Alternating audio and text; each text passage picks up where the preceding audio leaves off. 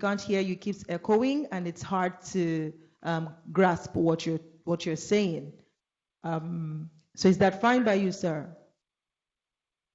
Thank you very much. All right, thank you, sir. So before we leave this panel, I'm stuck with you.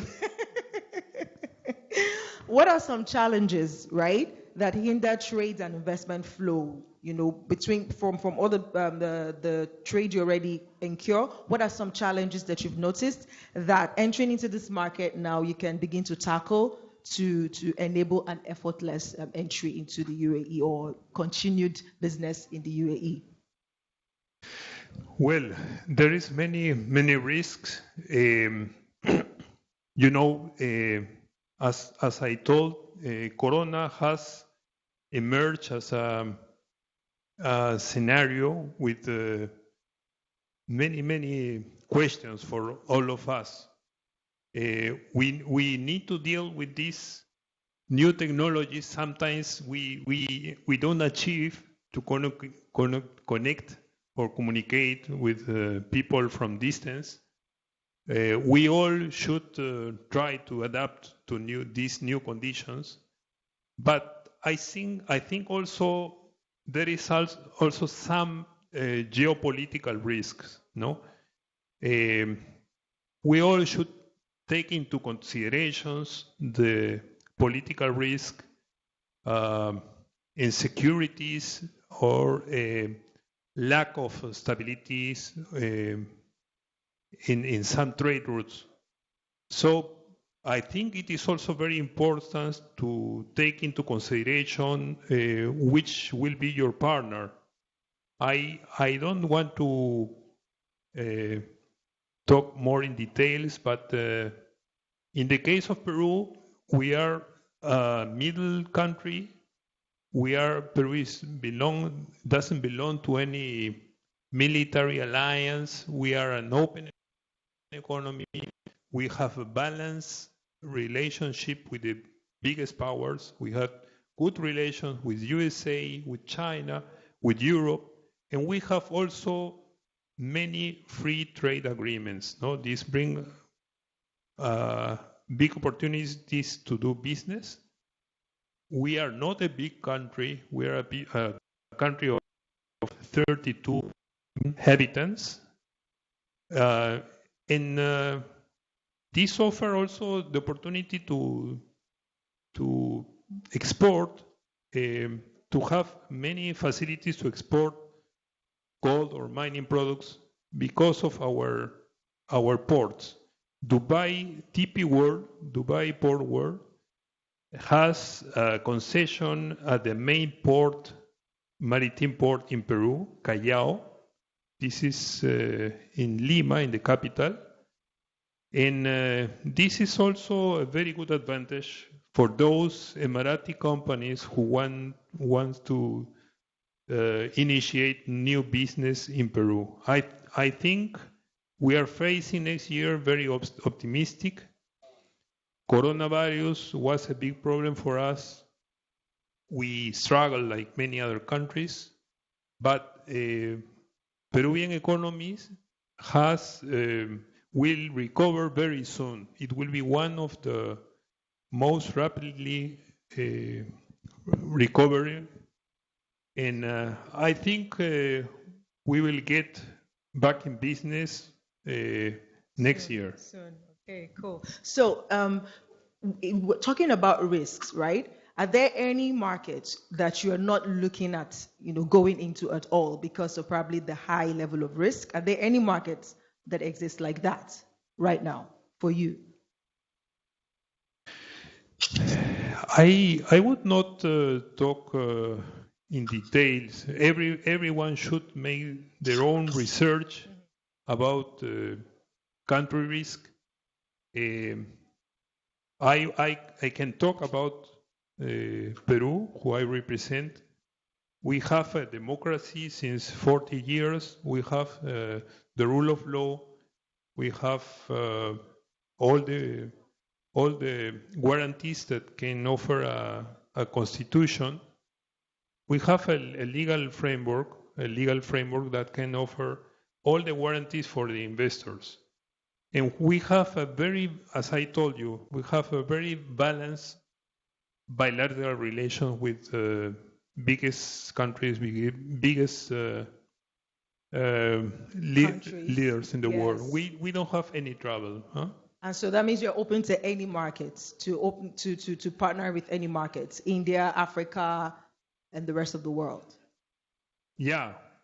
We have also diplomatic relations with all these countries. We have not only free trade agreements, but also investment agreements with over 30 countries. No, Peru belongs to the alliance, the Pacific Alliance, with Mexico, Colombia, and Chile, and we intend to promote our economies as open economies. So I think we offer good opportunities because of our legal framework, we have our democracy and our good relations with all the countries. All right, thank you very much for your answers. And I think, we can round this session off because most of our panelists couldn't make it to the stage. Thank you, ladies and gentlemen, for listening to the session. Thank you. Just before you leave, we actually have a quick token of appreciation. Is Mr. Anoop here? We just have a quick certificate we'd like to hand over to you and just take a couple of photos if we may. Thank you so much. Very interesting session there. A shame, we can't get the virtual speakers up and running, sadly, but maybe it'll improve later on in the day. Yes, so we just have a couple of certificates here for you.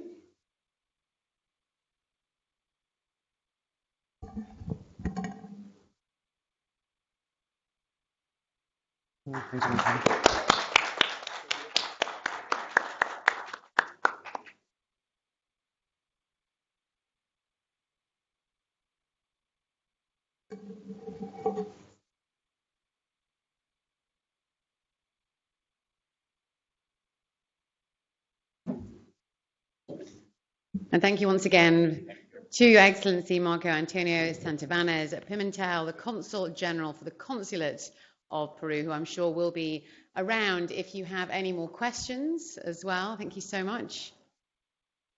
And excellent moderation there. Thank you so much. I think we also have a certificate for you as well. Thank you so much, Your Excellency, for being with us here today. Thank you.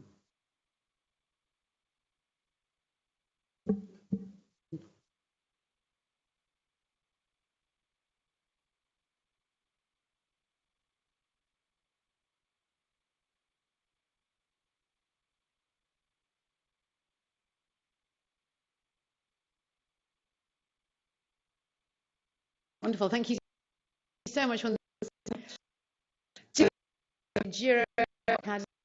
that wonderful moderation. Thank you so much for us.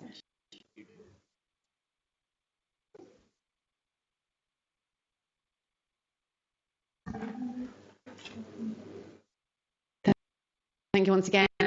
We do not have an official coffee break, sadly, because of social distancing rules. Thank you so much once again. However, please do nip in and out for some coffee. We're just going to take a couple of minutes now in between our next session so that we can properly set up virtual speakers and make sure that these work this time. So just give us a couple of minutes and we'll move on to our next session, which is the global outlook and opportunities in business and investment in the changing economic scenario. Just give us 1 minute. Thank you so much.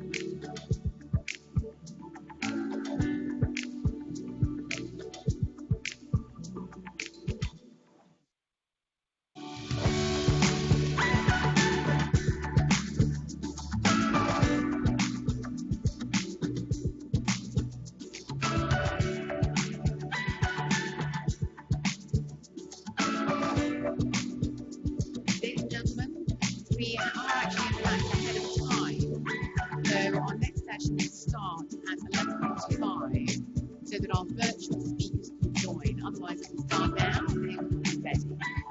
So, our next session will start at 11:45. So please do take a moment to take a break, and we'll see you in 15 minutes. Thank you so much. 15 minutes.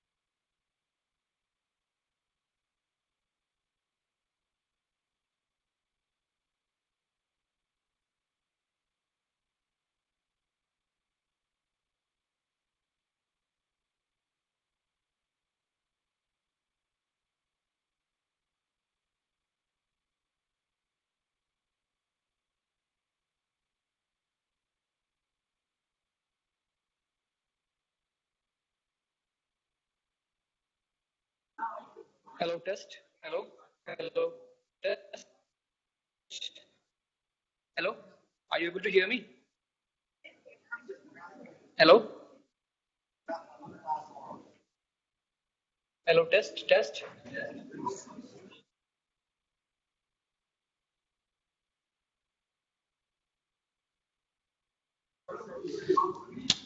Yes, you can hear me?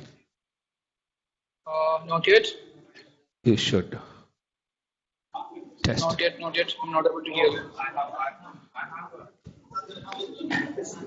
Wait. 1 second. Yeah. Can you please speak? Test. Yeah, I can hear you. I can hear you. Perfect. All right. Okay. You want to change the next device? Yeah, I'll come there. I will connect to the.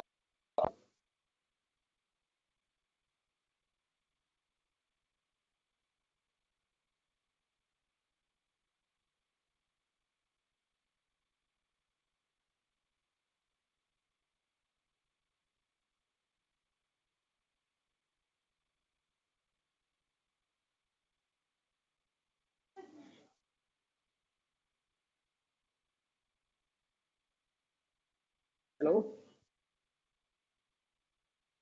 Hi. Are you able to hear me?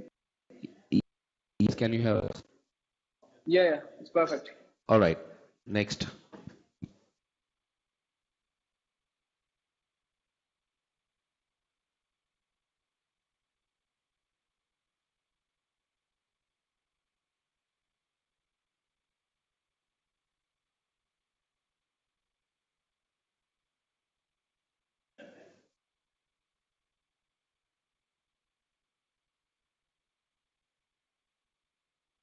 Can see.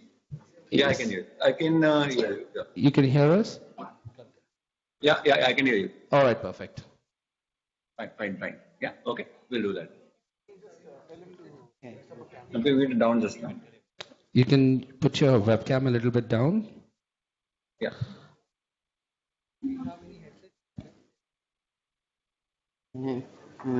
This.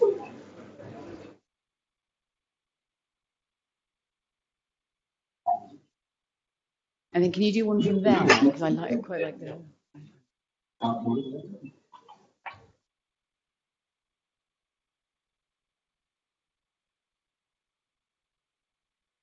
Yeah, I'll just.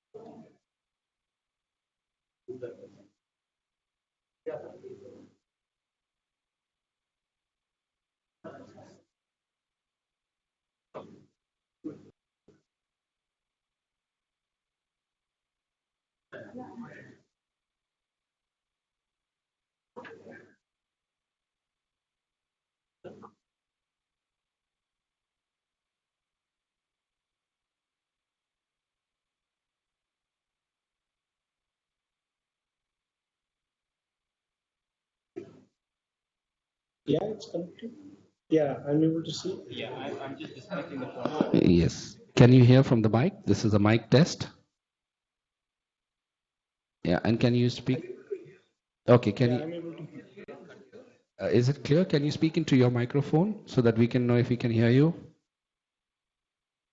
Hello. Hello. Is it 1, 2, 3? Is that clear? Yes, it's clear. Can Feedback you? is clear? Is it an external microphone? Can you keep the microphone next to you? It's an iPad I'm using. Oh, it's an Is that iPad. Oh, it's clear? okay, fine. We'll increase it from here. Is it fine? No. Is the voice clear? Yes, it's clear. Speak a little bit louder because you're using Sure, I will do that. I'll do full. that. Okay. He's fine. It's just. Or I will use iPods. Hello. Yes.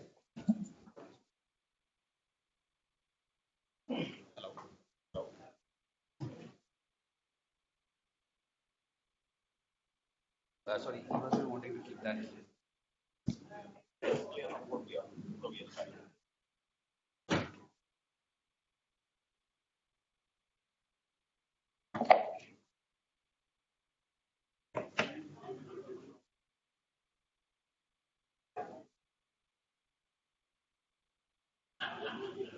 Hello. Is this clear now? Hello. Is this clear? Hello. Hello. Yes, sir. It's fine. Is the voice clear now? Yeah, Audible? it's better now. Yeah. Okay. Okay. Thank you. Thank you.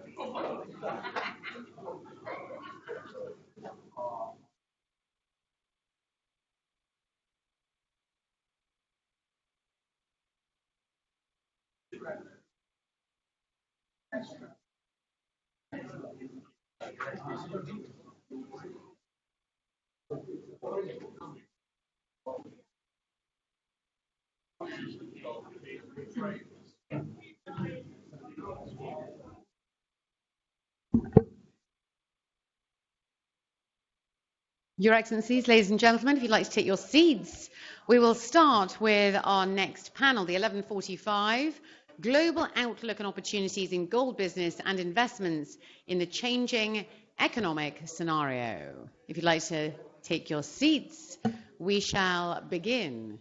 And I do believe that our virtual speakers are hooked up to these TV monitors as well. So let's see if we can actually get this hybrid event going, shall we?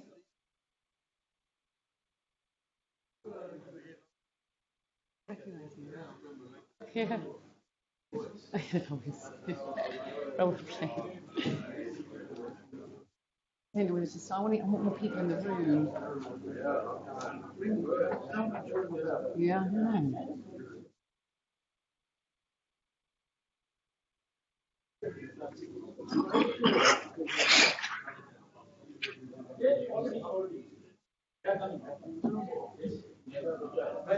We have a lot of microphone problems with the internet.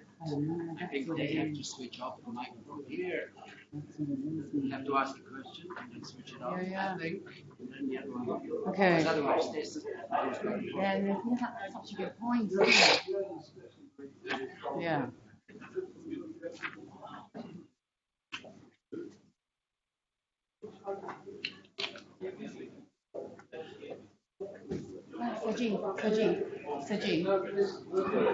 Sajid.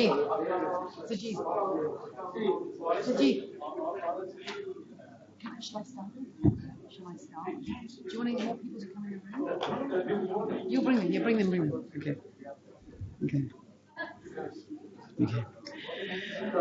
Okay, ladies and gentlemen, we will begin with the 11:45, the global outlook and opportunities in gold business and investments in the changing economic scenario. Please welcome your moderator for this panel. Please give a very warm welcome to Mr.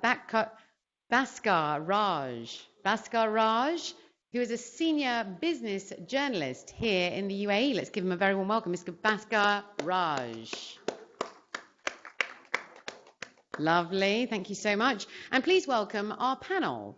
First up, we have Mr. Jeffrey Rhodes, who is the founder and managing consultant at Rhodes Precious Metals Consultancy, DMCC. A very warm welcome to you. Mr. P.S. Reddy is the Managing Director and Chief Executive Officer of the Multi-Commodity Exchange of India Limited, who joins us virtually. Mr. P.S. Reddy, are you with us? Yes, I am with you. And we can hear you. That's yes. Brilliant. Wonderful. A very warm welcome to you. Next up, we have Mr. Samir Patil, who is the Chief Business Officer of the Bombay Stock Exchange Limited, India. Very warm welcome to Samir Patil. Mr. Mohammed Baba Silla, the Deputy Director of the Centre for Promoting and Development of Miners, Ministry of Mining and Geology in the Republic of Guinea, also joins us virtually. Do we have any success? No, we do not. Okay, and our next panelist is Mr. Chirag Sharma, the Senior Director of Strategy, Projects and Risk Management for Global Precious Metals. Very warm welcome to Chirag Sharma. Next up, we have Mr. Bhargav Vaidya, the proprietor at BN Vaidya and Associates, India, who joins us virtually. I think we do have success. Yes, a very warm welcome. Very warm welcome. And Mr. Juris Sterneman, the Vice President of the Swiss Business Council Dubai and Managing Partner of Swiss ILC Management Services, JLT. Mr. Bhaskar Raj, it is over to you. Yeah, so that's on the chair there.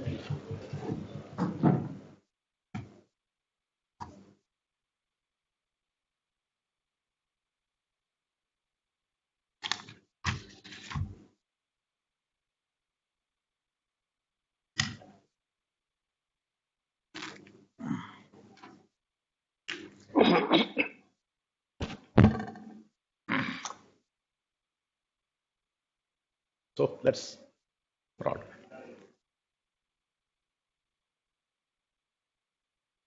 Good morning, friends. First of all, let me congratulate IBMC for conducting this. This is the second year. Remote. Thank you. This is the second year IBMC is conducting a global conference on gold. Last year we had, but the focus was African countries. But this time it has a wider perspective, wider range with global companies, global from elsewhere in the world joining us. We are holding this conference. It's Global Gold Convention 2020 in line with the UAE government's great initiative to position the UAE as the global hub for gold and jewelry trade. And for that purpose, a new policy was announced last year in October of 2019. A new policy was announced by the UAE cabinet. Just to give a perspective on the UAE's position in the world, it's heartening to note that the country accounts for around 25% of global trade. The gold and jewelry trade in the UAE is one of the most important economic factors, contributing around 20% to the country's non-oil GDP. There are some interesting figures also that shows the importance of the sector in the UAE's overall economy. In the first half of 2019, the total value of gold, diamonds, and jewelry traded through Dubai totaled around 180 billion dirhams. That was an increase of 3%. A 3% increase itself is very significant because elsewhere in the world we saw a decline. Then, and for Dubai particularly, Dubai is one of the world's leading physical gold markets, diamonds trading hubs, accounting for around $75 billion annually combined. So the value of UAE's trade in raw and semi-worked gold and diamonds in 2018, that was the latest figures available, amounted to around 258 billion dirhams. The gold and diamonds trade accounted for around 15.8% of UAE's total non-oil trade, as we said earlier, valued at around 1.62 trillion dirhams. That is according to the Ministry of Finance statistics. So the policy announced by the UAE cabinet was designed to develop a mechanism and initiatives to maximize the benefit of the gold and jewelry trade, transforming the UAE from a regional hub to one of the global producing countries and leading designers. The objective was to ensure the stability and prosperity of the UAE's gold trade, raise its competitiveness, and maintain the leading position of the country as an important global hub. The new policy consisted of, as we said earlier, 10 strategic programs and initiatives, including the governance of the gold trade market at both federal as well as the local levels. It also covers tracking the supply of gold and marketing the UAE's gold sector internationally. Now, taking these factors together forward, let us hear from our panel members. As we said, we have an August panel of members. First of all, the main purpose is to position UAE as the global hub. How far we are from that one? Because there were some slippages there, and the questions to each of one of you is that the first question is that the UAE is already a major center for global gold trade, and our target is to make the global hub. So what are the prospects now? So my question to Mr. Jaffrey first, because you being here and from close quarters how the industry was faring, especially the refining industry. What's your view? You mean I'm very old? Look, I came here in 1997 to set up a bank called Standard Bank. But I'd been traveling to Dubai and the UAE since 1988. So probably I've seen and lived history. In terms of the gold sector, before it became formalized, the gold souks of the UAE were always vibrant and well regulated, self-regulated.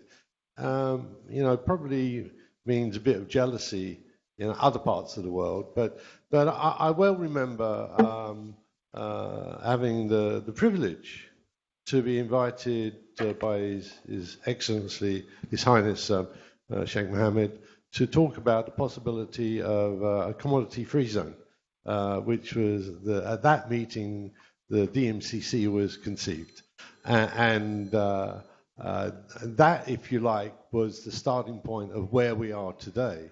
Back in 2001, the trade here was about $5 billion, the gold trade. Today, it's around $75 billion, and it's been as high as $85 billion. And so if the question is, have we done well? Have we made progress? The answer is absolutely yes. Famously, His Highness called for 50% of the global gold trade to flow through the Emirates. We're up to about 35%, I would say. So we've done well, but there's more that needs to be done. You mentioned refining. There are world-class refineries here, which have Dubai Good Delivery accreditation. There has been sort of talk that there's no real standards in Dubai recently in the media. Not true. Very strict standards. And more to come. So I think the outlook for the refining sector is excellent. What is the big advantage of the UAE? It's very simple. It's just a map of the world. We're in the middle of the world, and we have the best airline connectivity of any country in the world. We have the best logistics of anyone in the world. We have finance. The banks here are liquid and embrace the gold sector. So we have every ingredient to move on. What we've achieved so far, great. Much more to do, and no reason it can't be done. And during this panel session, we can talk in more detail about what we think could and should be done. Thank you, Jeffrey. Okay, my next question to Mr. Handyman. So you being from the hub of the real hub of gold trade in Switzerland. So how far? What is the difference between Switzerland as well as the UAE global markets? Gold trade. So how far we have to catch up with the Swiss market then? Well, thank you for the question, and thank you that I can Are we participate giving a competition this. to you? And of course, the difference is a little bit when we look at you and when we look at me. You are young, and I am, as you can see, quite old. And that is exactly with Switzerland. So we are since a long time Yeah.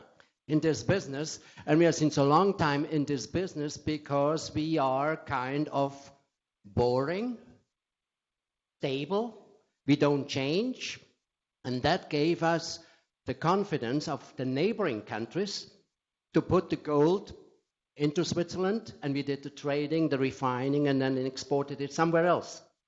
And I think that is still going the way in Switzerland. We still have this old tradition to do it. And what is also quite interesting is a major part of that we became so important had a little bit something to do with, perhaps some of you were using it as well, bank secrecy. But that changed. That is part of the last century. In the new century, bank secrecy is gone. And we Swiss, we were able to adapt it. We didn't stuck completely to it. Although some ministers said it will never go, this bank secrecy, but then 3 months afterwards it was gone. And we adapted. And the new laws, it's very important, is compliance, compliance, compliance, because everything is transparent these days. You cannot hide something. If something comes from a dirty source, it is not enough that you just refine it, which was in the old part, of course, gold. You just refine it, and the stamp which was on it before, well, it's gone. There's a new stamp on it. You don't know anymore where it comes from. And this we had to adapt, and we were following it. And quite interestingly also enough, our refineries where we do that in Switzerland is in the Italian-speaking part.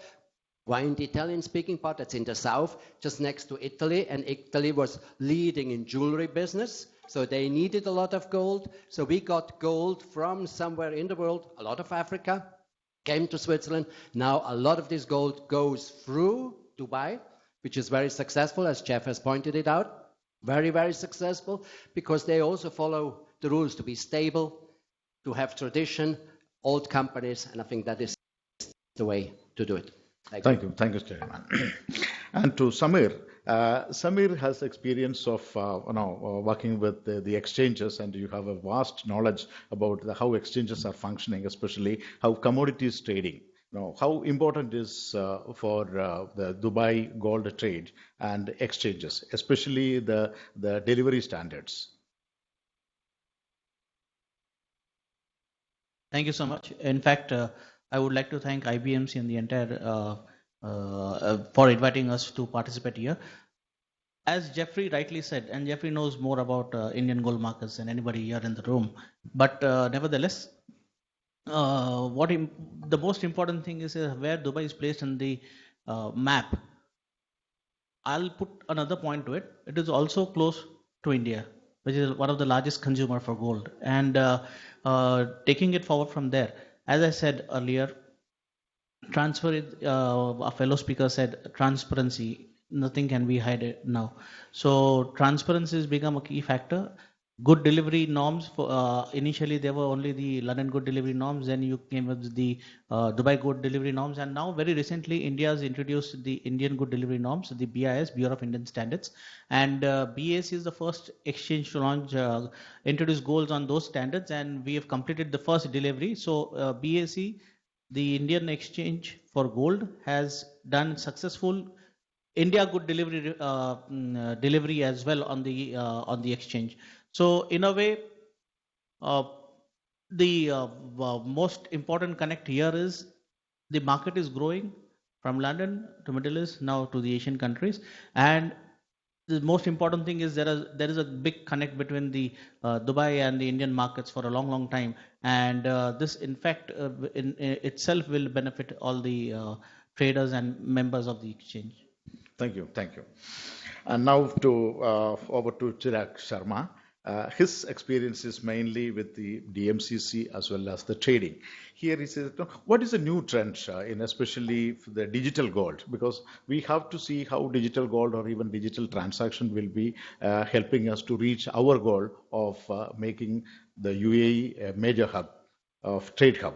So what is the new trend in digital gold now? Thank you. So before I answer that question, I'm going to go back a little bit in history and come back to the point that you were trying to make. It's how much has the UAE market progressed? So I had the pleasure of working with DMCC for more than 12 years, in which we did several things.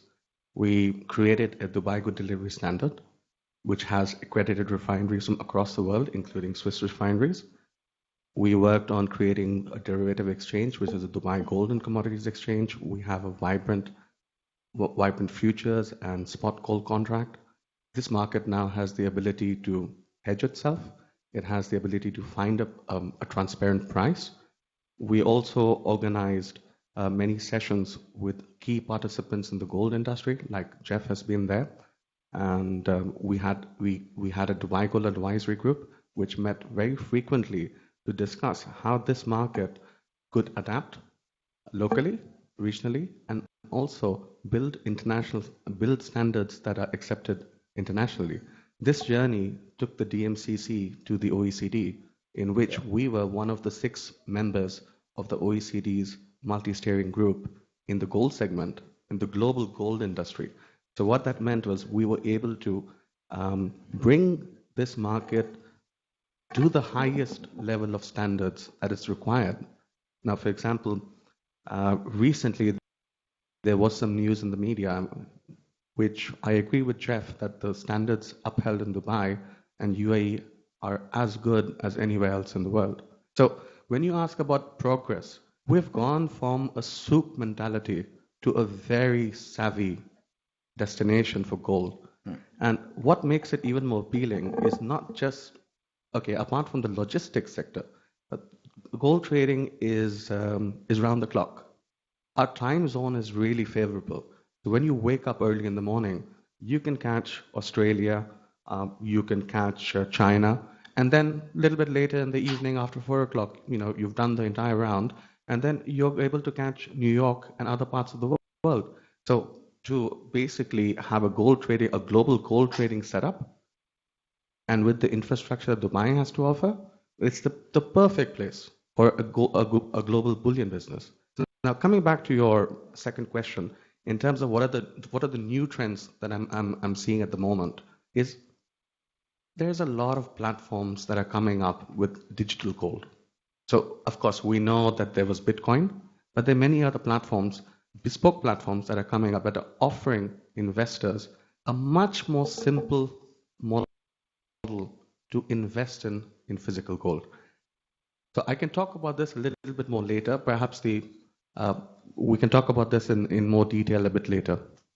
Yeah, our friend Mr. Vaidya is waiting. Mr. Bhargav Vaidya, welcome. Can you hear me? Good. Okay.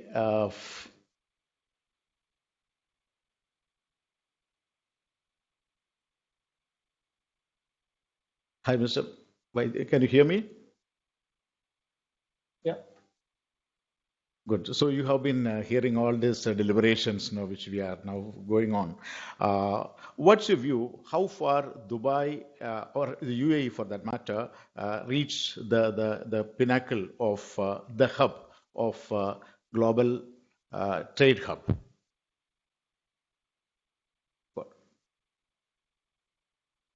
Because you being a consultant to most of these companies. Hello? No, to Mr. Bhargava. Virtually, he is joining us now. Hello? Huh? You're calling me? There he is. Yes.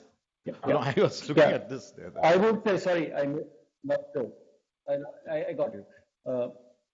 I would say that Dubai has been one of the markets which has been adapting fastest to any change in the world environment of gold business.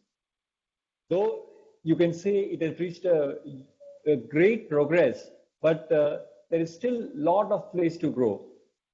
At least ever since the DGX started, the area where we can say the futures and the forward market that would further improve.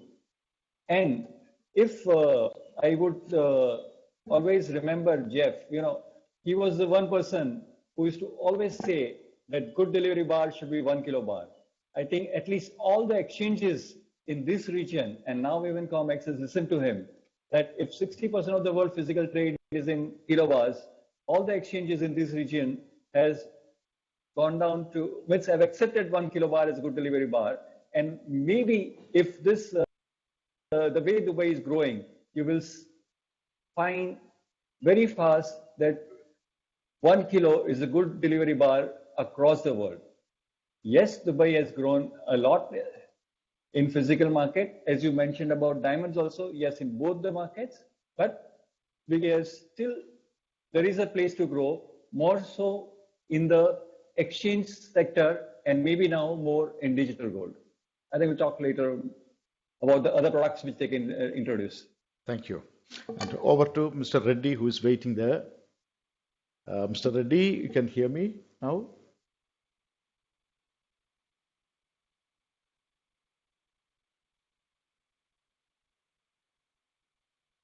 Welcome, Mr. Reddy. I think it's not connected.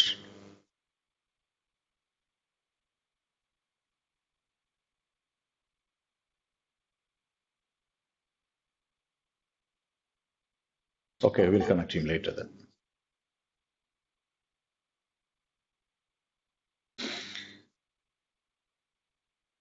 So the talk of the town now is that how diversification to non-oil economy now. How far this diversification of gold trade can help UAE to reach that non-oil economy, the target? Because we said our dependence on oil is now coming less and less. So it should be how far we can actually, help this non-oil economy growth by developing gold trade. Yes. Okay. Well, you rightly say. I don't know. As I said, I arrived here in 1997, and I remember thinking and discovering actually that Dubai's talent and wealth, its main asset was not oil. It was the people and the diversified nature of people from all over the world coming here and able to achieve success. UAE, you will do well. It's not like where I come from in the UK and the old boys club. If you're from the wrong side of the tracks, that was a bit of a problem. I happened to be from the wrong side of the track, so I managed to escape. But no, I think where we go from here is to build on what we've done. It doesn't need anything new. I do like the concept of blockchain, and I do like the concept of digital gold. We've heard about it this morning. I think the way I see that is democratizing gold, bringing gold to the people. This is not anything elite anymore.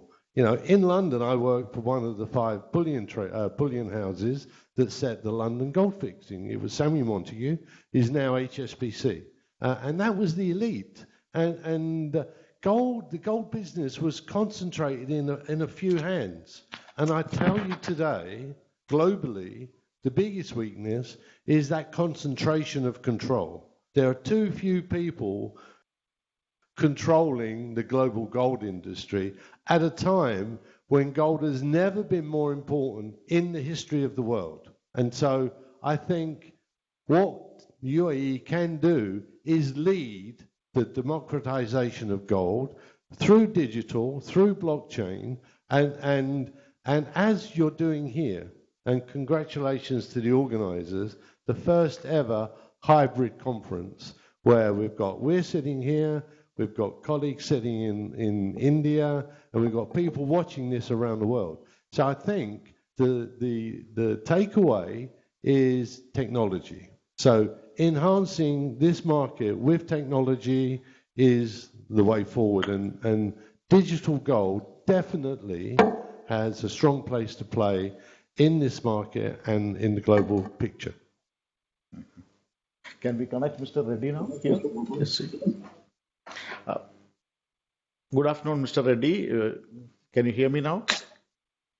Yeah. Yeah. Yes, I'm able to hear you. Yes, Mr. Reddy. Mr. Reddy is the CEO and Managing Director of MCX, the largest commodities exchange in the region, actually. At one time, I remember MCX market cap was much more than that of the stock markets in India one time. So you have that experience of actually commodity exchanges. How far this gold trade can help? Exchanges can help commodities trade in Dubai. We already have DGCX here. That's right. That's right.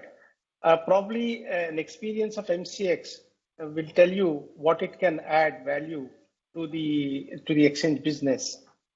In the current financial year, notwithstanding the COVID-19, probably the total turnover or annual average daily turnover, it's contributing about 60%, the bullion. The gold and silver, these are the two products that we have, is contributing substantially. If you look at the number of hedgers participating, almost all 60% of the hedgers are taking help of the exchange to mitigate their price risk. That is something which is very important to note.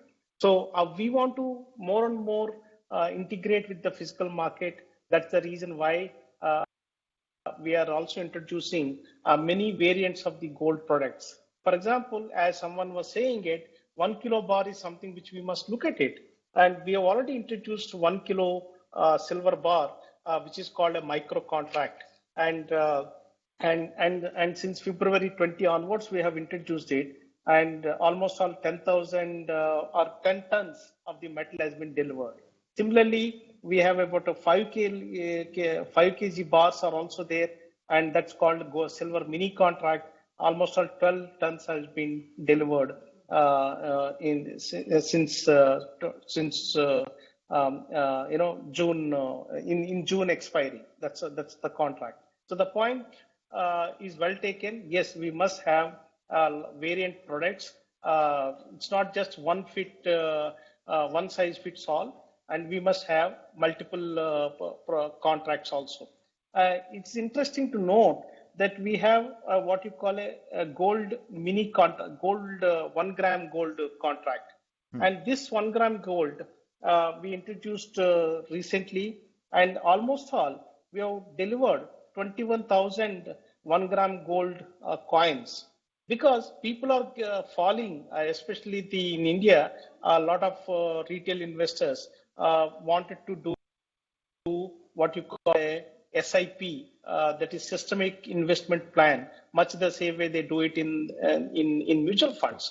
So we found this 1 gram gold contract, if brokers introduce it, then that makes that becomes one of the investment avenues not only from the point of view of investment as an asset class gold, but also for the consumption purposes. They may not be able to take the gold 100 gram bar or 1 kilo bar whenever they want it. Probably little by little they can accumulate and use it, consume it whenever they want it by withdrawing from our ComDisk system.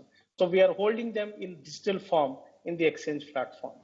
And moreover, we are also trying to integrate ourselves with the physical market. So as Mr. Patil also pointed out, we are also in the process of empaneling Indian refiners as the refiners who can deliver the stock on the MCX platform. As you all know, we have almost 99% market share in these products. Overall, we have about 96% market share in the commodities business. Having said this, you know that India is a major consumer of these gold as a metal. Almost 25% is consumed in India. So we have an ambition to not only to make in India, but also price in India and trade in India. And as MCX, we are determined to make this not only simply as a vision statement, but make sure that this happens in the next few years. So thank you. If you need any more, I will answer. Yeah. Before we conclude, what is your advice to Dubai or UAE for this one? Now, should we emulate the MCX models here also? Yes, I think it's good to cater to the people, and because there are various regulatory frameworks within which we work, and maybe the regulatory framework in Dubai may be different. That may be conducive for some of the international players, so you can do that. But at the same time, even India also has an ambition to become a regional hub. So the government of India has announced in the Gift City a gold spot exchange, essentially, where the price will be determined for the metals that is being consumed in India. Probably that will take some more time, not too long, but probably in the next 1 year's time, we will see gold spot exchange also coming up. But yes, it's important that even in Dubai, they should introduce multiple products. And something which we are very much concerned and about is the trust that the customers place in the metal that they receive it. Trust is something which cannot be built overnight, but that's all the time it takes to lose. So keeping that in view, we must ensure that whomever we are empaneling as refiners, they do follow the standard processes that are being laid down. And there should be a constant monitoring of what they are producing. Maybe surprise inspections we have to do it. Maybe surprise random verification of the metal that is being delivered on the exchange should be done. So that will keep the trust, trust factor protected. That's the way I look at it. Mr. Reddy, our panel member, Mr. Jaffrey, has to add some point to that or no. I don't know whether it's a differing or joining with you, but let's see. Oh, no, perfectly all right, please. Yeah. Okay. Mr. Reddy, fantastic, and congratulations on the MCX. I think it is indeed a model globally for what you've done, and I personally have always thought a natural development in this region would be some kind of fungibility between the DGCX and MCX, and certainly close cooperation. And so that would be a way forward. I just wanted to pick up on what you were saying about refineries and standards and so on and so forth. I actually have an issue with that, because in my view, everyone in the bullion industry needs to follow those standards. AML, CFT, and responsible supply chain standards is for everyone. And everyone active in bullion trading should adhere to standards. Now, the way I would actually do that is to I like the idea of a spot exchange in Gift City. I really like the idea of the markets trading bilaterally and then clearing onto a central exchange, because that does two things. Firstly, it minimizes and mitigates settlement risk. But secondly, and more importantly today, everyone would have to have an account with the exchange or is a client of a member of the exchange, and everyone would be registered, and you have complete track and trace with the kilobar trade, with the physical trade in this region. And I think, you know, approaching now between MTX and DGCX in India and the UAE, to actually have marketplaces where we trade. Normally, you don't interrupt the trade, but then when it comes to the settlement, you clear centrally, and because you've got an account, either directly with the exchange or with somebody who's got an account with the exchange, it eliminates the current problems we're facing in terms of, adherence to standards. So that's just what I wanted to add.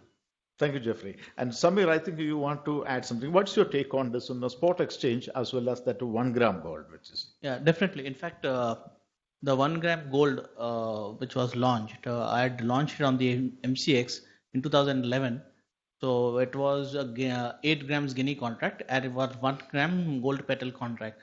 You start accumulating gold in 1 gram and take physical delivery of 8 grams. So it used to suffice the need of an SIP plan in the mutual funds market. So that was replicated, and we saw a huge response then. I was with MCX then, right from the beginning. So we saw a huge response. And secondly, on the thought of Jeffrey, when Jeffrey spoke about the need of a gold exchange in India, gold trade in India is a very unique trade. In the entire supply chain, at various stages, there are various regulators. So when you import, there is you need to have the DGFT license, the RBI license, so on and so forth. So as the trade narrows down, there are so many regulators in between. What would happen is, once you get a gold exchange, as rightly Jeffrey said, everybody will be under one single roof. So there will be a regulator, exchange, and exchange regulating the entire trade. So what does that bring on the table? One, transparency. Second, accountability. And third, counterparty risk, which is most important as far as the trade is concerned. Luckily here also, the thing is that SCA is also coming under it's coming under the central bank now. So that means the one single regulator regime is going to experience here also. Okay, Chirag, same thing. I wanted to ask you the same thing. I was basically alluding to this fact in terms of digital gold. And now I'm going to give it a slightly different spin on it. So I'm going to move away from exchanges. Okay. So what I'm going to talk about is high net worth individuals and investors moving outside of the financial system and looking for a very simple model to purchase gold, and not just on an exchange, but maybe as low as 1 gram. It could be in ounces. It could be an SIP where it can get converted into a deliverable amount after when it reaches the right denomination. There are many advantages of this. For example, at the moment, if we want to purchase gold, what do? We go to the gold souk. Now, in the time of COVID, the gold souk is empty. There are no tourists. The airlines were locked down. But there are investors who want to access gold. Now, not all the investors are able to access gold either through the financial banking channels, and not all investors are able to become members or participate in exchanges, because exchanges are basically the wholesale trading spectrum. So when you go down to the high net worth individuals and retail investors, they need a very simplified platform. They don't want this headache of mark to market, currency fluctuations, having to fund margin calls. What they want to do, they want something very simple. I want to be able to buy 1 gram of gold, 100% physically backed, whether on an allocated basis or an unallocated basis, or on an unallocated basis till the time it becomes 1,000 grams, which I can redeem it for a kilobar of a good delivery standard. And in doing so, what that also means is I don't have as a business to bear the cost of integrating an IT integration into a complex electronic trading platform. So it's a completely different line. And I think this is where the market needs to evolve. The trend has already started happening. It's happening in Europe. It's happening in Turkey. Turkey is a very good example, like India. Turkey is a very good example of having depth in terms of market participants and a real culture of not just the gold-savvy investor, but everybody who has that culture inbuilt from generations that we need to have gold as part of our portfolio. Now, whether you have it in the form or you diversify your portfolio, and it's the coronavirus, the pandemic has shown exactly how important that it actually is required to have gold as part of your portfolio. So not just at the wholesale level, but at a very common man level. And I think this is the direction forward, and this is what we're going to see. For example, there are some platforms that are integrated with banks. So how this platform works is that, okay, if I log in and it's a plug and play, I don't need to install anything. So I log in and I see that, okay, I can see the price of gold. I can decide, do I want a 1 gram? Do I want a 1 ounce? If I want a 1 ounce, the system is integrated to these global banks. These global banks are providing you the best possible price at that point in time. So you secure your investment. You're not mark to market, you're not margin call. It is 100% physically backed. Now, of course, this does come with some challenges which will evolve over a period of time, is that you're then relying on that platform to be your counterparty risk and your settlement provider. What may happen is as we're going more into compliance and like Mr. Reddy spoke about, having spot checks and so on, there's going to be a system where these platforms will need to maybe come under some regulator, which doesn't exist at the moment. And what's going to happen is that they will have to perform regular audits to ensure that whatever's happening on the IT platform, the back end is supported by the 100% existence of physical gold. So in my opinion, I think for the high net worth individuals and the retail participants, this is the way forward for this market. Okay, Samir, you want to compliment with that one or something like that? Definitely. I just want to comment. Yeah. Please go ahead. Yeah. So, okay, Mr. Bhargav. Yeah. Chirag touched based upon a very important point over here. In fact, in India, as far as the investments are concerned, is talked about the digital gold. But there's something more different and very unique in India. The sovereign gold bonds in India, which are issued by backed by the RBI and the government of India. Investors, and they come out in tranches, and investors can acquire those bonds. And their BSE, our exchange, is one of the largest agents to exchange to collect the bonds as far as the exchange space is concerned. Wherein you acquire a bond, 1 gram, 2 gram, 3 grams backed by physical gold, it's a sovereign gold bond. Investors not only get the gold in electronic format, but also get 2.50% interest on the gold, which is unique and never heard across the globe. So the government of India has done a very good job over there by promoting the sovereign gold bonds. And second, as Chirag also rightly said, when people come to hedge on the exchanges, they do not want to hedge the rupee, the currency risk and so on and so forth. India is a 100% import-oriented country. All the gold that comes into is imported. So there are two risks. One is the inherent gold price, and second, when you import into India, the rupee dollar risk to convert into rupees. So in India, in the GIFT city, IFSC, Gujarat International Financial Tech City, IFSC, International Financial Services Center, BSE set up an exchange in 2017. The India INX, which was promoted by the Honorable Prime Minister of India, and which was inaugurated by him. And today, there we have all contracts traded and settled in dollar terms. It's a 22 hours market, right from the Japan Open to the US closes. It is on. All contracts traded and settled in dollar terms. Active futures gold contract has also been traded which is a 32-ounce contract, again similar to a kilobar, and many a times we are higher than most of the markets as well, not COMEX, but most of the other markets. So there also the zone is developed like anything, and there's a new unified regulator been set up over there, and now there are talks of setting up a gold exchange where BS is also keen and interested because it's almost 95% market share in that particular zone.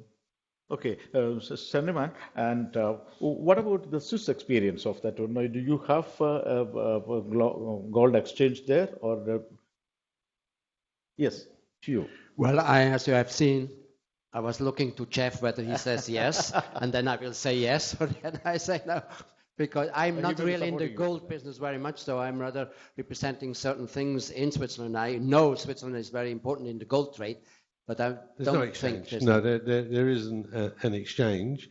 What you have is a banking system that believes in gold. With lots of secrecy there. That's all. So, I worked for Credit Suisse for 8 years. I had the privilege to work for Credit Suisse for 8 years, and probably I've never seen such a fantastic bullion bank as Credit Suisse. So the banking system generally supports the gold industry. It's strange to say, but very transparent. Everyone thought, Swiss banking was the opposite, but it is very transparent. And so there was no need really for an exchange because you had price discovery and ability to hedge with a whole range of different banks. Thank you. Mr. Bhargava, in between, I think you wanted to add some points, no? Yeah, I was just staying on 2 points. Samir was mentioning sovereign gold bonds, but it's the only paper which is very popular, not backed by gold. And that's the reason maybe Indian central government is holding on to the gold reserve. So that's the only difference. And there is a restriction. Like people like Samir or Jeff cannot buy more than 4 kilos on it. So there is a slightly more Indianized product. And the reason why we developed that product was to reduce gold consumption. Maybe it's something absolutely opposite than what this conference motto is. That's the only thing I wanted to just share. But recently we saw another phenomenon that most of the central banks, except Indian Central Bank, they are offloading their gold reserves. So what is the impact on the market then in that case? We talked about this earlier. It's simply not true.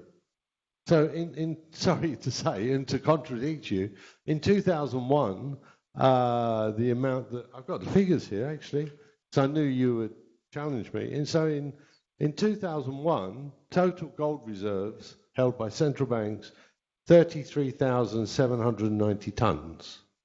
In 2020, 34,225 tons.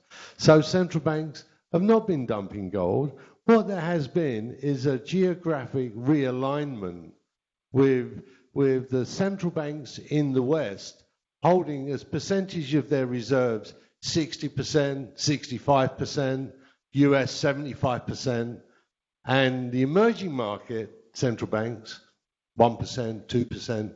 And so the emerging market central banks have been buying aggressively over the last 5 years to counter any sales. But honestly, I think central banks believe in gold. I was asked a question outside by the media, how about the GCC? Definitely they believe. I think GCC central banks have been adding, and we know for a fact that the Indian central bank believes in gold, has been an aggressive buyer for its reserves. People remember when gold went down to 1,040? Not that long ago, a few years ago. Guess what? I think it was the Reserve Bank of India bought 200 tons, was it, Chirag? 200 tons of gold from the IMF. I think it was the IMF. And that sent the signal to the rest of the world. Certainly India, it's okay to buy gold above 1,000. And that was the starting point for the rally to the record that we've seen this year. So Jeff, can I remind you, was that the time the Bank of England sold gold? Bank of England. So everyone here, you probably don't know this. A lot of the younger ones don't. But we had a finance minister called Gordon Brown, who later became prime minister. He was the only prime minister never to be elected. He just inherited. So he sold 2/3 of Britain's gold reserves between 1998 and 2001. 2/3, about 650 tons. Does anyone want to have a guess what fine price our finance minister got? What do you think? Any ideas? 360. 360? 360 would have been wonderful. Or like 250 or something? It was $286 an ounce. How much does that cost the UK? Anyway, that's all, thanks. I would like to add upon that. When you say central banks actually, dumping gold, I don't think central banks actually dump gold. They use it as a collateral. I think the report said after 10 years they did it for the first time. There must be a reason for it, because you see, a few central banks dumping a few ounces or a few tons is not reflective of the whole global central bank industry in terms of what they actually hold. So, for example, our company, Agabullion, and I'm not doing self-PR, realistically, what we have found is that there are a lot of countries in Africa who are producing gold, but those countries, their central banks don't have any gold. So what we're trying to do with them is that to create this ecosystem where the central banks come in and provide stimulus to the gold industry, which they have not done because they're providing stimulus in other ways. What that means is that stimulus, they need to get dollars. They may not have access to dollars. So we are in that process, and they realize now that this sitting on a gold mine, they're earning, they're just leaking gold exports to the rest of the world. They're not earning anything from it. They don't have infrastructure. So if they have infrastructure, they also have equity, which is in the form of infrastructure. They have physical gold reserves, which they can keep in their home country, or they can keep it in, in locations like stable locations like Dubai or Zurich, etc. And in times of national crisis or in times of crisis like the pandemic, it is a perfect opportunity to use the gold reserves to secure some funding. Okay, next question is actually now, what would you suggest to develop new tools, especially new tools and initiatives that will stimulate growth in the gold trade, other than these exchanges? Is that a general question? Yeah. I've spoken too much. Let somebody else answer. So basically, you need to build the entire ecosystem for it. You need to be prepared for it. Exchange is only one part of it. State-of-the-art vaulting services. Again, you need to have technology. Technology plays a very, very important role, and it should be backed by proper technology. So technology has to be really, really well. Okay, so the cumulative effect that we say that the exchanges as well as the other means of trade will increase the UAE's position as the global trade hub. That's what we can conclude that? Yeah, I think you could. I think the embracing technology is definitely would be a major plus. Now, the UAE has already embraced technology. Those of you in the audience may know RFID, radio frequency identification devices. That technology has been applied in the UAE's gold souks to provide finance for the industry in a completely secure way, so that the banks take as collateral the jewelry that's sitting in the store. And that is stock take. There's a stock take every day that's reported to the bank, and it's backed through the DMCC trade flow. But that has been a major development in the bullion financing, in the jewelry financing. So the UAE's already embraced technology. The more and more it embraces technology to enhance the financing of the business, and business will only grow if it has finance, but using technology to back bullion financing would be a significant way of growing the business here. But we don't have a much developed bullion banking system here. Do we have? It's not bad. It's growing. I mean, there are the banks here do very much get involved. You know, I'm an advisor to one of the banks, RAC Bank, which is an end-to-end bullion bank. There's no doubt. Banking division is there, not No, but it's there. Other banks, the other big banks, are also very much involved in bullion. And so I think my mission with Mr. Chirac a few years ago was to convince the UAE's banks to embrace gold. And frankly, I think we've done that fairly well. No, what measures do we take to increase physical trade here, particularly? Yeah. Look, you know, I think personally, enhancing by going what we've been talking about by having track and trace and everyone trading through a central exchange where every kilobar that's sold from one to another ends up clearing on this exchange would definitely enhance the physicality of this market and attract the large-scale miners to send their gold here. Because at the moment, large-scale mining is about 70% of global mine production. 30% is artisanal. I think here we see about 50% of the 15%. We don't see any of the 70%. So where I would be going is having the necessary infrastructure to attract the big mining companies to send gold here. And if you got half of that, you'd have a trade, you'd have 35% versus 15%, and you'd grow your business by 20% over the next 5 years. And personally, that's the way the market should go. What about the refining capacity here? Because you said that the recent one which you announced. There's plenty. I mean, there are certainly 3, maybe 4 world-class refineries. Now, how much gold is produced each year? New primary production, 3,500 tons. Well, this market could easily handle 2,000 tons. Easily. It doesn't. That's not the case at the moment. But are they sourced directly from the mines? Or yeah, of course. Well, you know, yes. Or the recycling yeah, look, or even... the artisanal sector is not as well controlled as the large-scale mining sector.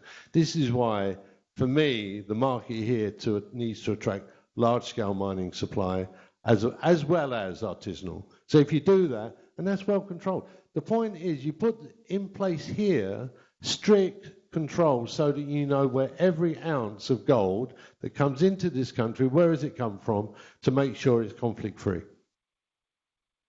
Yeah, Mr. Reddy is waiting. Mr. Reddy, what you suggest? Now, what can the UAE do more than the exchanges to increase physical trade here?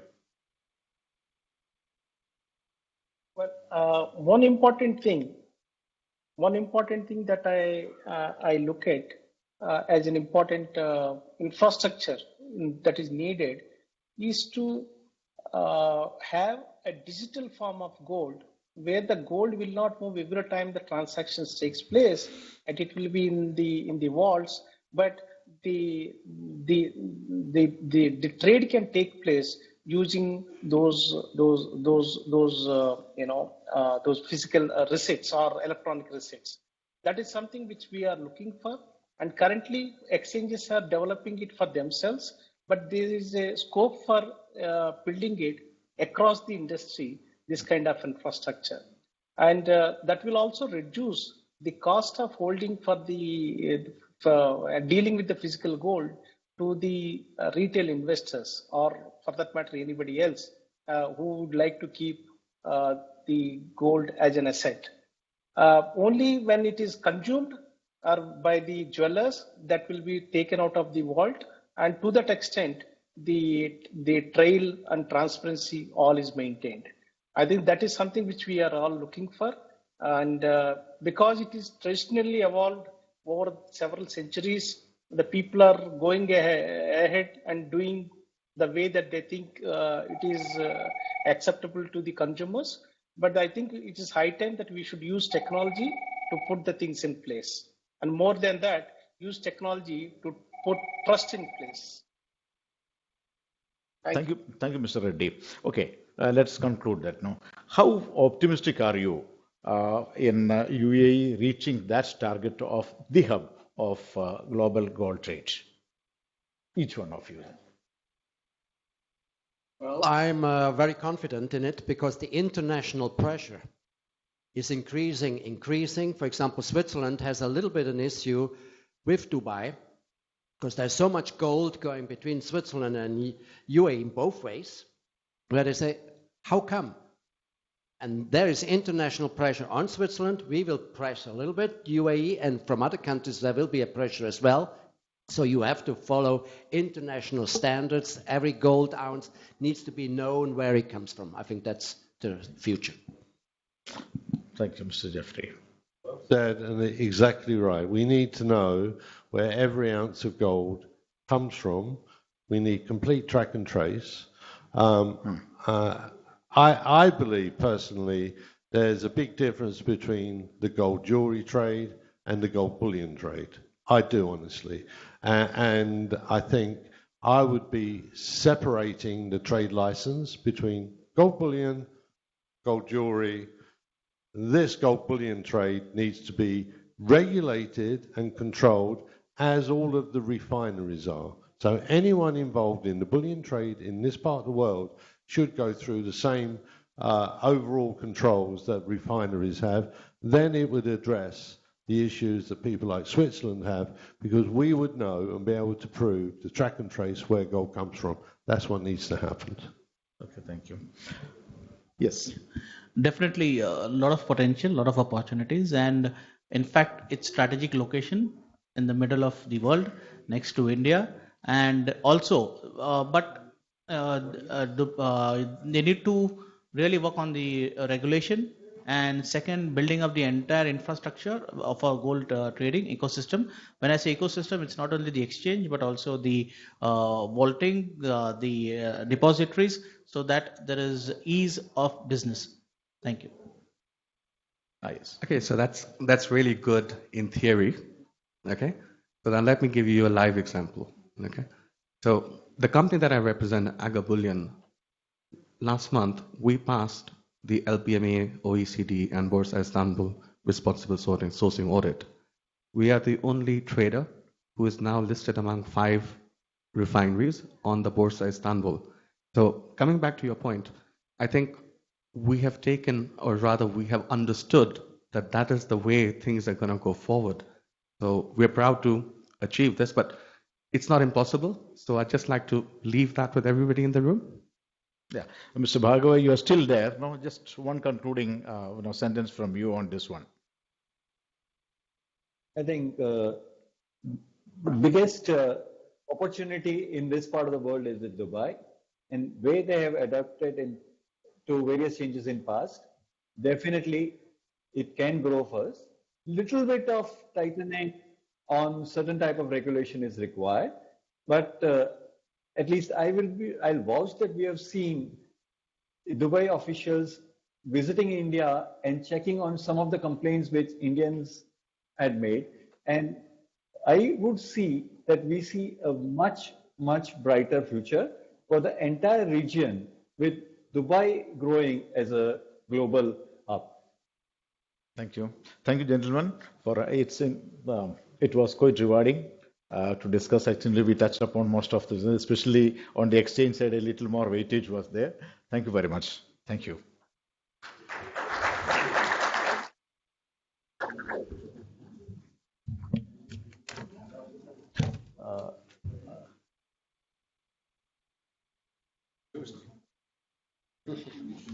Like in the radio. That's because Ready Swiss was also yes. Oh, really? 89 to 92 was in Bahrain. Now we're closed down. Yeah, that's my boss. Well, I worked at Credit Suisse between 88 and 95. Wow. Probably me. Yeah, right. We have much chance.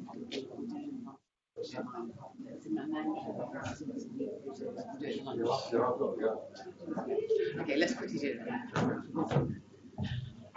So just before we move on to our next panel, we have a small memento and certificate for our panelists. So if you'd just like to stay on the stage, we'd just like to gift you with a memento and certificate for being with us today. Thank you so much. And I think we have our photographer here ready.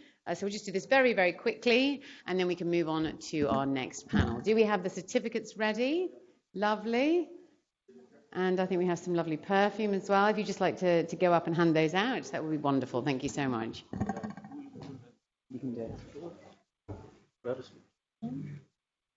Jeffrey? Jeffrey, yes. Lovely. And then if you'd just like to step forward and we'll take a quick photograph of you. Lovely. In compliance with the social distancing, of course.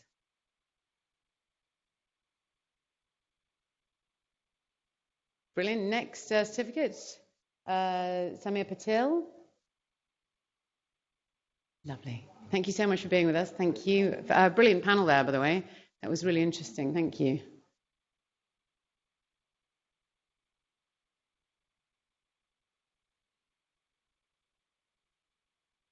Lovely. Thank you so much. Just a couple more to hand out, and we'll move on to our next panel, which is showcasing the UAE's strength to become the global gold trade hub. And it's just before we break for lunch as well. Yes, next certificates there. Oh yes, just at the end.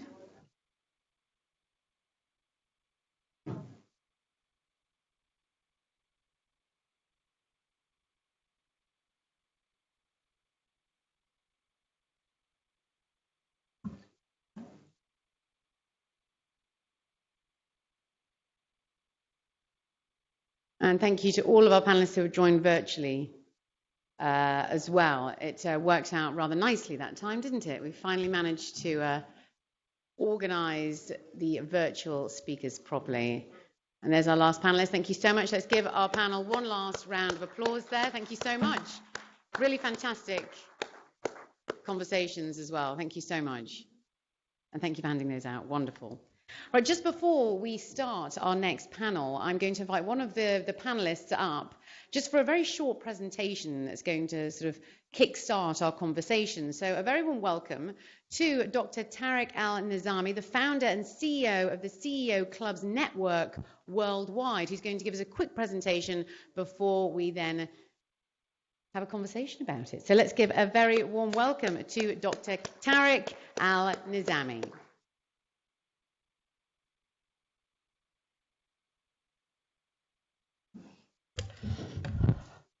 Bismillah ar-Rahman ar-Rahim. I'd like to first of all welcome you all in the global, I think I have a presentation, if you can. It is my great pleasure to speaking at the Global Gold Convention 2020. First of all, I'd like to thank the organizer, IBMC, the whole team, and especially Mr. Sajid Kumar for hosting a great event, continues in multiple years, and I think it needs a round of applause for Mr. Sajid Kumar and his team. You know, I'm happy to be here to share my thoughts about the showcasing the UAE strength to become the global golden trade hub. As we all know, we are going through tough times, so I will request everyone to keep their mask on. Otherwise, you'll be sitting outside, you know, so because we have to follow the SOPs very closely. First of all, we all, let me share 1 second that, you know, UAE is always playing a very key role in being very strong in every efforts and everything. And I think the leaders of the UAE have played a great role in this tough times and keeping our country very safe and sound. We are a CEO club, which is a business organization which have presence in more than 50 countries now, and growing with the focus of connecting CEOs and business executives all over the world. Looking at the current economic conditions and the important issues of the business communities to discuss the corporate and development and build an open economy. And I think UAE is already the global trade hub of the world. And as you know, that these are the largest countries that the Dubai trading partners are. As you can see, China, India, US, and different countries. And Dubai being very strategic partner of all those countries, I wanted to, since we are talking about gold, and I think the last panel talked about the reserves of the different countries, and I'm not a gold expert, but I wanted to share this short video that tells you exactly that how each country reserves stands. I think this video is maybe a year or 2 year old, but that gives you some idea that how countries are in their gold reserves. These T means tons, actually. And as you know that today in this conference that we talk about gold so much, and there's a retail, there's a mining, there's a multiple steps of this gold process. But I think each country which you're seeing on the screen, and I think that gives you some idea that where is the demand of the gold. And as we all know, the gold trade is going on for centuries. And Dubai has always played a key role in the gold industry. And especially if you look at the Dubai Gold and Commodities Trade Exchange, we're doing major gold transaction daily. And I understand it's not only in hundreds of millions, maybe $1 billion daily transactions that are going on in Dubai DGCX, and different commodities other than gold. And I think Dubai is being the strategic location, which is very important. That gives the UAE strength because it has the free trade policies, we have multicultural business environment, and it's definitely a strategic location. That where we stand currently, and I think it's very important for all of us to know that how this gold is. So I'm just talking so people can see their own countries, and as you see the India, it shows 573 tons. So I don't know what is the current situation is, but that you tells that Netherlands, Japan, they all are the major players in the gold, and Switzerland definitely is a major player in the gold transactions and everything. China, as you see, that is growing, and I think China and India are the major economies which the gold consumption is every household. Russia, France, and definitely the US also plays a very key role in the gold industries. And we as a CO Club always connecting as a bridge between the local and international business community by connecting the world of business opportunities and everything. So I wanted to say that in UAE, I mean, why Dubai is very important, because there are 200 plus nationalities living and working side by side in every industry. What that means that there are 200 brains working in this lovely country. And I think, what is anything comes on this country, I think we with the 200 nationalities can definitely find a solution and can work in a very better environment and strength. And we talk about different nationalities, but when we talk about different nationalities, we have to talk about the Dubai Expo, because Dubai Expo is what something that I know that is maybe, if it would be a normal situation, we would probably attending a Dubai Expo right now, but I think it's been delayed for 1 year. But I wanted to show you and welcome you all in Dubai. On the 1st of October 2021, we will open the gates of Expo 2020 to the world. Smiling, confident, and proud as we stand ready to connect, entertain, and inspire, ready to deliver on our promise. More than 190 countries have already joined us. As a nation where impossible is possible, prepares to celebrate its golden jubilee with the world, we never stop moving forward, with hope, with care, and with pride. Always learning from one another and sharing new ideas that can build a better future for us all. Because great things can happen when we bring the world together.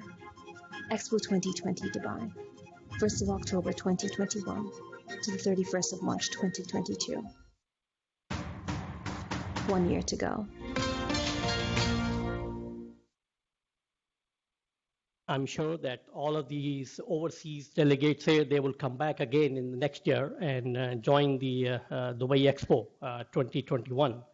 But I think I just wanted to mention that the CO Club is a strong platform that we have for more than 3 decades, and we always are here to assist in every industry, including gold.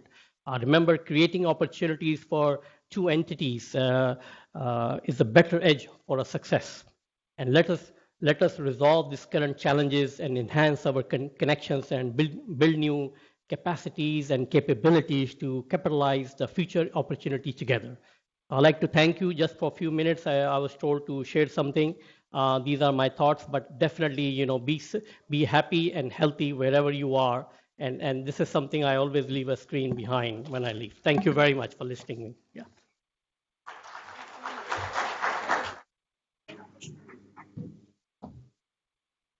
Wonderful, thank you so much. Well, as you're a part of our panel, please do remain on the stage because we move on now to showcasing the UAE's strength to become the global gold trade hub.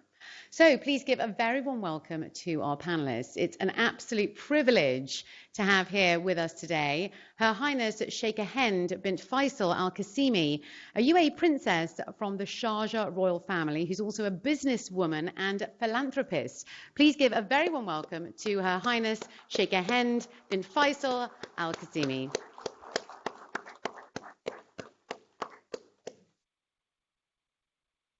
Thank you very much for joining us for this panel. Thank you so much. And please also welcome His Excellency Dr. Mohammed Saeed Al-Kindi, the former Minister and Diplomat to the UAE. Thank you very much for joining us. Please do take a seat. We also have His Excellency Rashid Al-Nouri, Advisor to the Khaled Al-Hamad Group, UAE. Please do take your seats. And of course, we have Dr. Tariq Al-Nizami, the founder and CEO of CEO Clubs Network Worldwide, who we just heard from. Welcome back to the stage. And Mr. Vishal Patel, who is the Executive Director of Client Coverage for Morgan Stanley Capital International. A very, very warm welcome to you all. Please do join our panel. Right, do we have all of our panelists? I'm hoping so. Thank you so much. Yes, please do, yes. Wonderful. Well, let's get started, shall we? Just one moment. Well, first and foremost, thank you so much to Dr. Tariq for that presentation. That's where we're going to sort of start our conversation from. So, my first question is, well, in general, it's been quite an unprecedented time for trade, just in general. So maybe we could start off with an overview of exactly what's happening when it comes to global gold trade, especially off the back of COVID-19 as well. And how do you think the UAE can use this time to become the global gold trade hub that's the vision at the moment? Your Highness, why don't you start us off?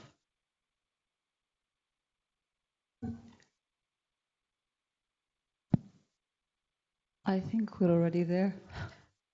The Emirates is a very young country, but I think we've done exceptionally well considering how young we are. I mean, if like less than a few decades ago, we were not on the gold map.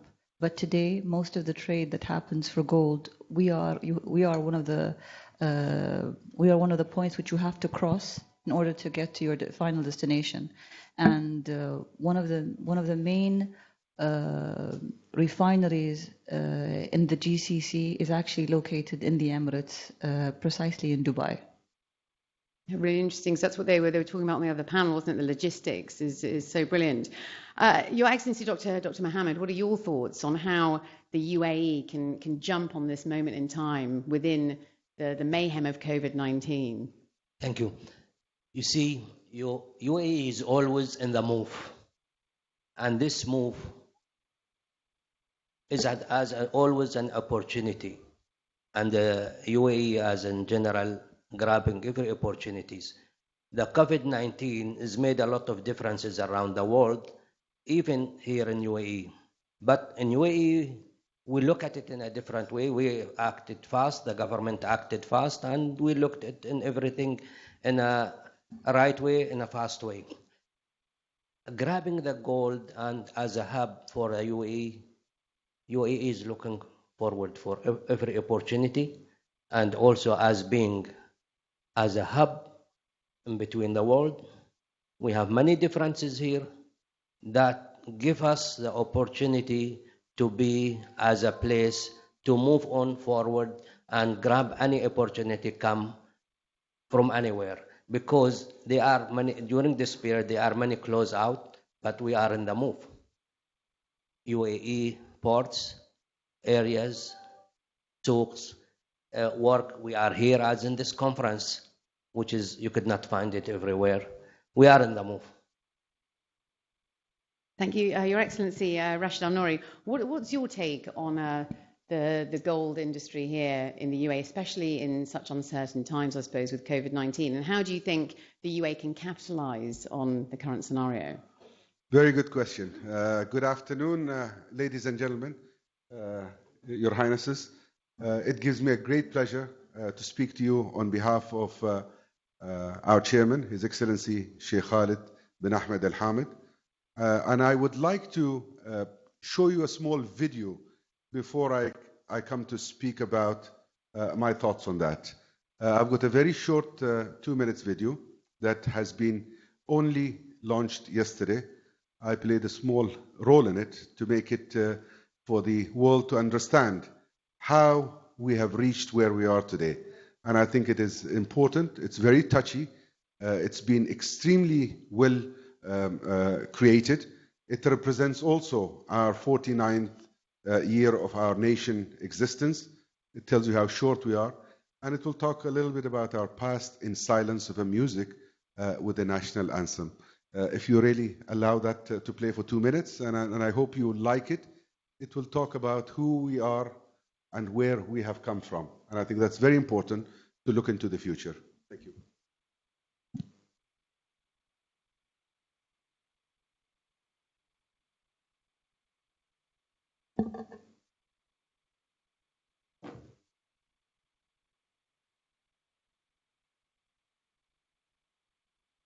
Okay, you give me then the thumbs up so I don't make everyone wait. But I think it's a very important small little video that will inspire a lot of you to see how far we have come from. With talking so much, I forgot the base of your question. So off the back of COVID-19, how do you think the UAE can capitalise on such, I mean, it's a very uncertain time, but do you think, what can the UAE do at this moment in time in order to sort of move forward and move the UAE as, move the UAE forward as the global gold trade hub? Undoubtedly, UAE, through centuries, not only today, have evolved. And we have really coped with all the happenings in the world, and we have excelled. We have never sat there and do nothing. Our leadership, right from the beginning of 1900, were very clear and determined how they wanted to excel this nation to be who we are today. And I think COVID-19, despite its sad effect on humanity, whereby mankind have lost to some extent humanity, sadly, as a result. But I think the government has been very focused in making sure that, we do a lot of preventive measure to save people. And I think that's very, very critical. And I'm sure, despite that we don't like to wear this or to have some social distancing, but it has helped the society to continue. And I think that's a testimony to the world that UAE can do something different. That if traders would come here, they would be able to trade with having, a complete assurance that this particular part of the world will be able to allow them to trade among, many residents and many nationals who live among us very effectively. Technology is very important today, and I think it goes without doubt that those who would like to trade in gold today would like to be updated on a spot on the trading values, on all sort of communication process, whether shipment in transit and so on. And I think the infrastructure that has been created in supporting gold trading in UAE and in particular in Dubai happens to be second to none. The greatest gift that we have is you all. You are the gift of UAE. You are all from different backgrounds, different nationalities, different religion background, that we all can here today sit together in a melting pot and think to the future. Our common goal and our common objective among all of us here is the safety, the prosperity of what we want to do for ourselves, for our children in the future. Our ancestors and our royal family, right from inception, that's what they have created, braveness in us. Every UAE individual today is brave to be able to harness and with open arms deal with the rest of the world. We don't fear the mankind of any part of the world. On the contrary, we embrace you. We take you in as you are part of our existence, our part of today and tomorrow. And I think in that we are very unique. It comes from a leadership, no doubt about it. It is a leadership that has created this peaceful, joyful discussion that we are having, building Dubai to become the future hub of gold in here. It has not come just because, we got together in here. I think it has been created way before this time. I was sharing earlier with Her Excellency Sheikha Hind about my own experience of trading in gold in United Arab Emirates. If I tell you, you might think that I am telling you, a story, but it is a story, and it's a beautiful story. Back in 1966, 67, I used to go very often with my dad to the airport to collect gold from a DC-3, a Dakota, and I'm sure some of the, guys like myself with gray hairs will understand what a Dakota is and what is a DC-3, used to bring around 2 tons of gold that used to come from England in 20 kilos per bar that I could not carry at that young age. But again, that used to get shifted from the airport through a very simple process. It was legitimate at those times. The process was well accepted in trading in gold. Very simple processes, but there was a process. There was a system, even at those times. The gold used to go then into a storage. And I'll tell you, it was a very primitive storage. And in history of Dubai and United Arab Emirates, we never had somebody says that, the little store of X or Y or Z was looted, was taken away, despite that it was very simple, primitive. There was trust among traders who traded with us. That trust was so precious to people who really give such high value of gold to a hand of an individual, and the basic simple principle of trading in gold. That I have witnessed myself. I've got a beautiful picture sitting in a Land Rover, for those of you who understand what old Land Rover station wagon is. And funny enough, there was the driver, there was a bodyguard who could not see beyond 5 feet, a very old man who was trusted with a rifle. And then there was my father sitting next to him. I had no space but to sit on the gold, because I was a little tiny. And I've got a picture that was shot by Noor Ali, peace be upon him, back in the 60s. But we traded in gold. We had traded very successful. We created that, that trust among the traders, the people who wanted to find Dubai as a platform to transfer. That today is probably much more stronger than those times. And with that, I hope that, I've given you some glitch of a history, someone who was involved at a very young age in this business. And I'm glad that today we see the future of creating a true hub, back like what it was in the past. It is just by working together, by people like yourself, people who are watching us today around the globe through the internet and through the participation from the government, from the investors, from the individuals, from the media, who really passes this message to the globe that Dubai is a place safe, it is capable with COVID-19, post-COVID-19, and I hope that mankind can come back to normality very soon. Thank you very much. Thank you so much. I've just been told your video is now ready, in fact. Yeah. Please listen to it with heart. It's a beautiful piece of video.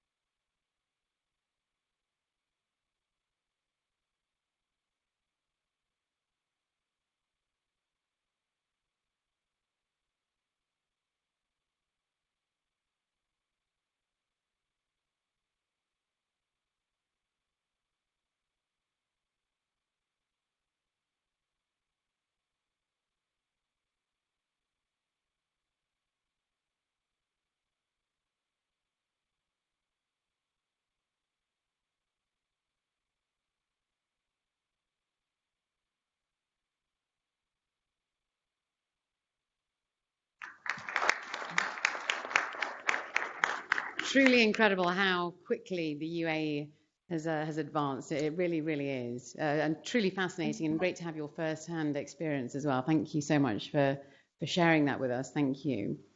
So I was actually going to go on, move on now to Mr. Vishal Patel. You're next.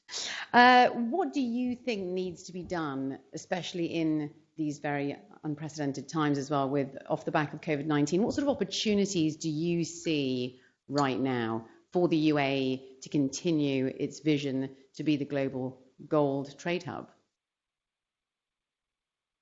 We have a microphone. Hi, good afternoon. Thank you for having me.